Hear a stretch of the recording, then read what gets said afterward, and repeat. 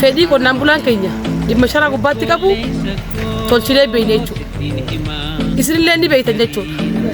Haa ta'u malee garuu dhawataan fedhii qonnaan bulaa keenya akka mootummaatti galmaan gahuudhaaf qophaa'ummaa cimaa qabna jechuudha. Kana keessatti gaafa sharaa kun fuudhame akkanumatti kan mana keenyuu miti jechuudha.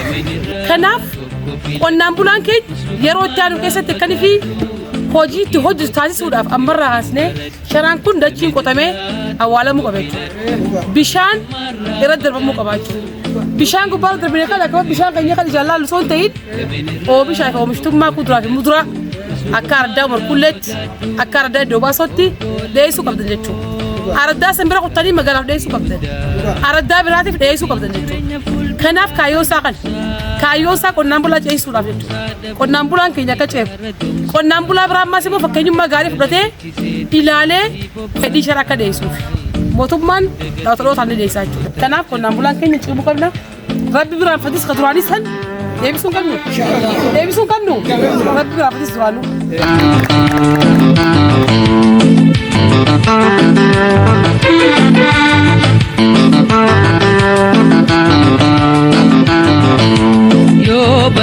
Oomisha oomishtummaa qonnaan bulaa sadarkaa maatiittis dabalu badhaadhina maatii fi akka biyyaatti deeggarame kana dabaluudha.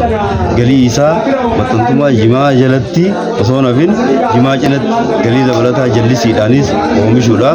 Akkasuma midhaan oomishaa nyaataa isaa mirkaneeffachuu fi dhiyeessii hanqina gama kuduraatii fi duraan jiru kana oomishuu akkasuma bakka immoo lafa wayyaa qabnutti jallisii qamadiidhaas cinatti oomishuudhaaf kan jiru sani isa kanaaf dhiyaatee jira.